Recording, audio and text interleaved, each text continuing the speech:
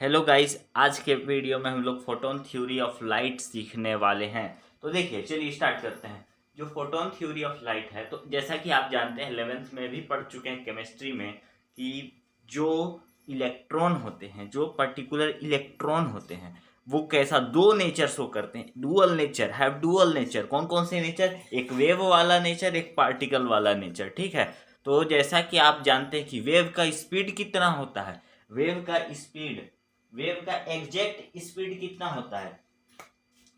ठीक है, 299 और 792 और 458, ठीक है, मीटर पर सेकेंड। ये एग्जैक्ट स्पीड भी नहीं है, ठीक है, लेकिन अप्रोक्स ये मतलब जो प्रिसाइज वैल्यू है ना, वो कह सकते हैं ये है इलेक्ट्रॉन की स्पीड। ठीक है, तो इसको याद करने की जरूरत बिल्कुल भी नहीं है आपको। आप क्या याद करेंगे? 3.0 इंटू 10⁸ मीटर पर सेकेंड। तो आप बोल रहे होंगे मन में आ रहा, अरे ये क्या सर बतला रहे हैं, ये तो 3.0 इंटू 10⁸ तो मैं जानता था, ये ऊपर वाला वैल्यू क्या लिखा है?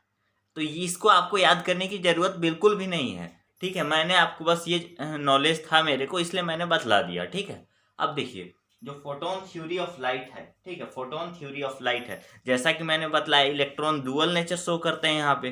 तो जैसे हम वेव नेचर को लेकर के फोटोन थ्योरी नहीं समझा सकते। ये किसका मानना है? जैसे मास ऑफ इलेक्ट्रॉन है, वो मूव कर रहा होता है, ठीक है, इलेक्ट्रॉन मूव कर रहा, तो उसका मास बतलाना मुश्किल है। वो अकॉर्डिंग टू न्यूटोनियन मैकेनिक्स ये इम्पॉसिबल है। ये पहला फोटोन थ्योरी है, ठीक है, ये क्या है? फर्स्ट फोटोन थ्योरी है, ठीक है। और देखिए जो इनका मोमेंटम होता है और एनर्जी होता है, ठीक है, किसका किसका? इलेक्ट्रॉन का। ठीक है, जो इलेक्ट्रॉन का मोमेंटम और एनर्जी होता है, यानी ठीक है, वो हम बतला सकते हैं। और देखिए जो फोटोन होता है, फोटोन फोटोन यानी पार्टिकल्स ऑफ लाइट, ठीक है, जो इजेक्ट करते हैं, जैसा कि फोटो इलेक्ट्रिक इफेक्ट का वीडियो मैं बना चुका हूं, उसको देख लीजिए आप।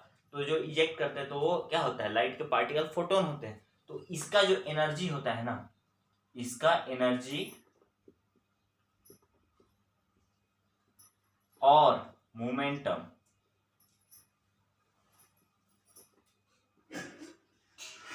ये क्या होता है? डिफाइनाइट होता है, ठीक है। और अगर ये स्पीड ऑफ लाइट, यानी क्या बोले, ये जो 3.8 इंटू 10⁸ अप्रोक्स, ठीक है, अप्रोक्स उतने स्पीड से चल रहा, मतलब ये वेव नेचर शो कर रहा हो, अगर ये वेव नेचर शो कर रहा हो, ठीक है, तो क्या होगा?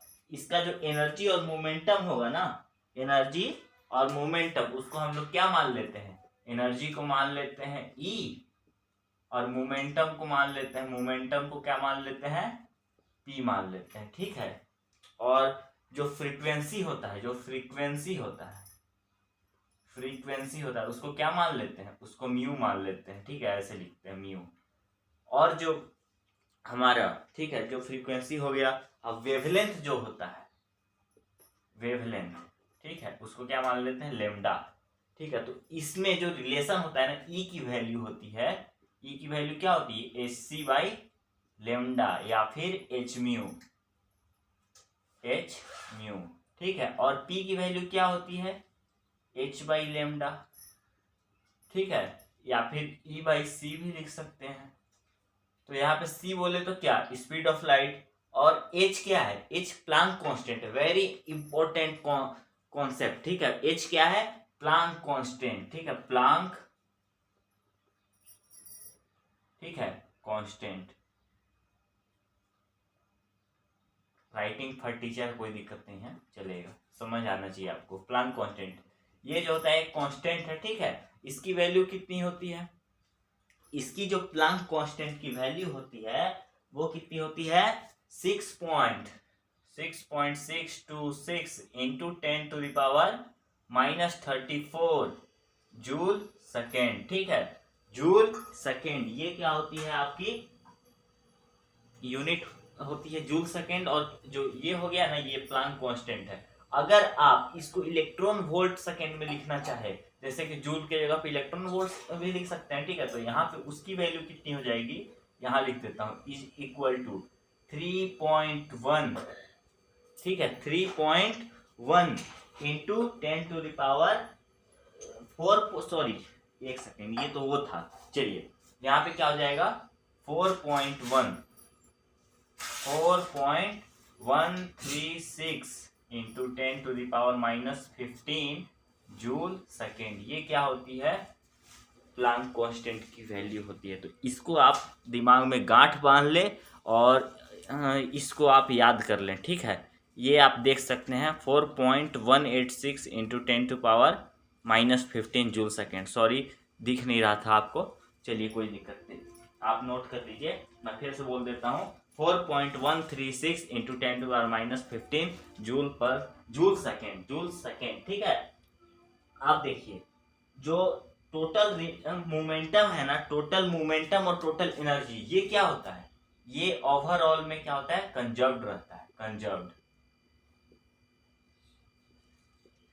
ठीक है। लेकिन जब इजेक्ट होने की बात हुई ना, तो फोटोन जब इजेक्ट होता है, ठीक है, तो उसमें क्या होता है, नए फोटोन फिर बनते हैं, ठीक है, नए फोटोन वहां से जाते हैं और कुछ फोटोन ऑब्जर्व हो सकते हैं, कुछ ऑब्जर्व हो जाएंगे, कुछ इजेक्ट हो जाएंगे। हो सकता है कि दोनों जो ऑब्जर्व हो रहे हैं और इजेक्ट हो रहे हैं, दोनों का नंबर अलग अलग हो। तो नंबर ऑफ फोटोन के बारे में हम कुछ नहीं बोल सकते। नंबर ऑफ फोटोन ये क्या होगा, ये वेरिएबल होगा, इसके बारे में हम कुछ बात ही नहीं कर सकते, सिंपली बोले तो, ठीक है। इसके बारे में हम कुछ भी नहीं बता सकते, ठीक है। और देखिए जो आखिरी हमारा फोटोन थ्योरी ऑफ लाइट है, उसमें हम लोग क्या बोल देंगे कि अगर, ठीक है, अगर हम लोग वेवलेंथ, किसी वेवलेंथ वाले फोटोन का इंटेंसिटी बढ़ा दे, मतलब वेवलेंथ ऑफ लाइट का इंटेंसिटी बढ़ा दे, if we increase the intensity of light of a wavelength, ठीक है, वे फिक्स्ड वेवलेंथ, इसको नोट कर लीजिए, मैं मिटला दे रहा हूं, ठीक है। तो उससे क्या होता है, नंबर ऑफ फोटोन बढ़ जाएंगे, ठीक है, उससे क्या हो जाएगा, नंबर ऑफ फोटोन बढ़ जाएंगे। चलिए देखिए, अगर if we increase intensity of light of a wavelength,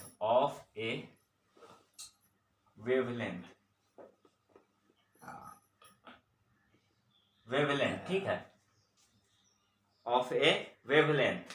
हम लोग क्या कर ले, अगर इसका लाइट का वेवलेंथ जो है उसका इंटेंसिटी बढ़ा दे, ठीक है, दिख रहा है आपको, हाँ जी बिल्कुल।